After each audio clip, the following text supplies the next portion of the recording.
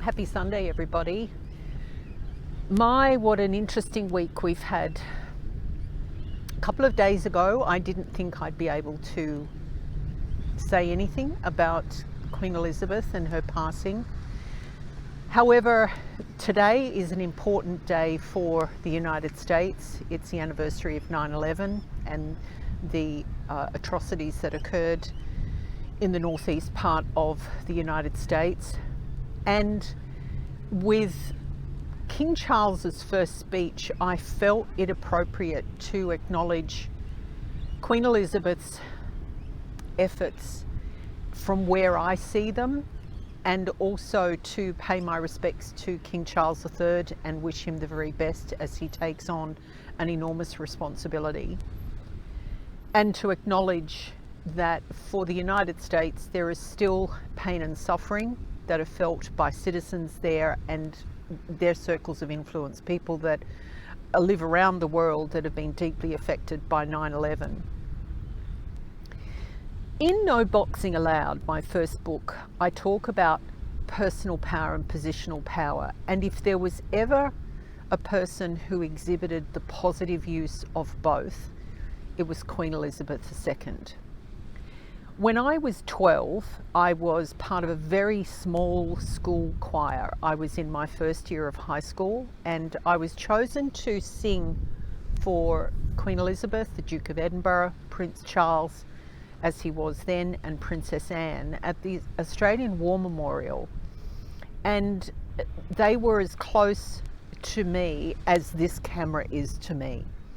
And I was said to a colleague inside Defence earlier in the week, when you're that close to somebody and you see into their soul by looking in their eyes, you can see the sparkle in their eyes. Nothing is more impactful than that. And I will remember for the rest of my life, even though it's well over 50 years ago when I sang for them, I will remember that time with a huge amount of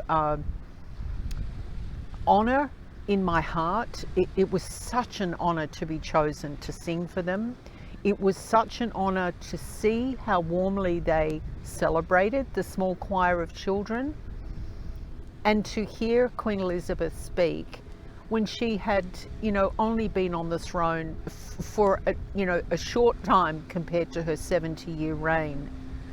As I've watched her grow the Commonwealth, as a citizen of the Commonwealth myself, and a very happy citizen of Australia, I look back on her legacy, and the things that come to mind are courage, strength, compassion, purpose, and a sense of peace in every single thing that she did and said.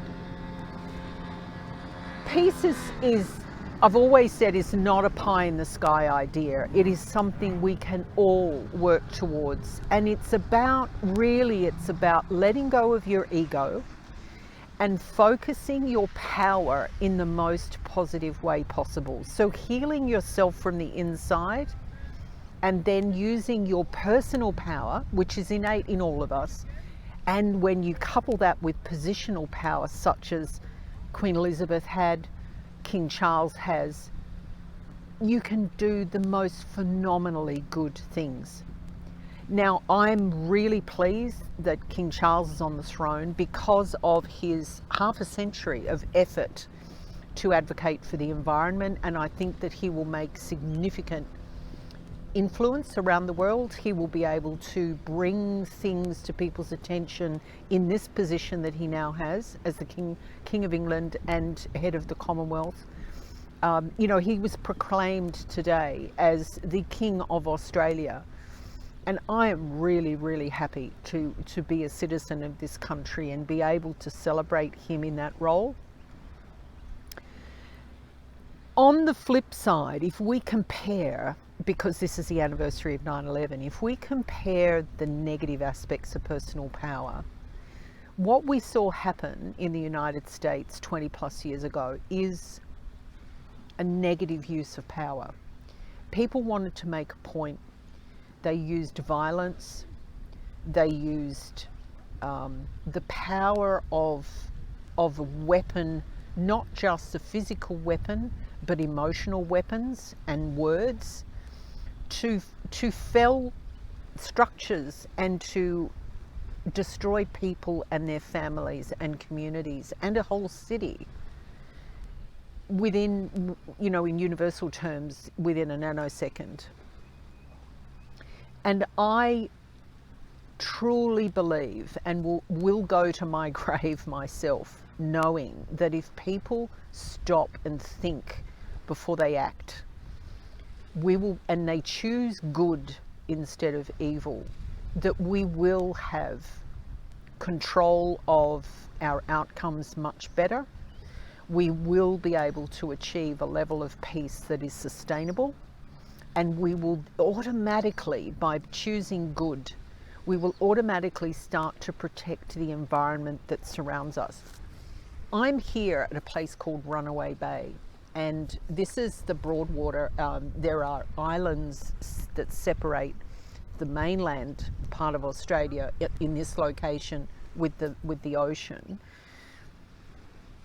But if you look behind and you think, okay, in 100 years' time, will those islands actually be there anymore?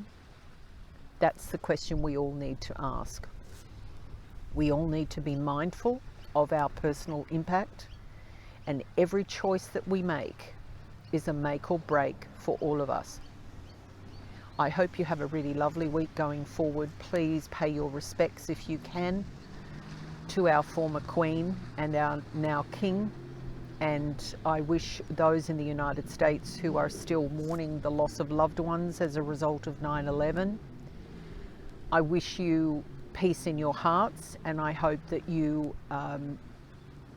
become more aware and are able to settle into a happier rhythm over time. Bye for now, folks. See you next time.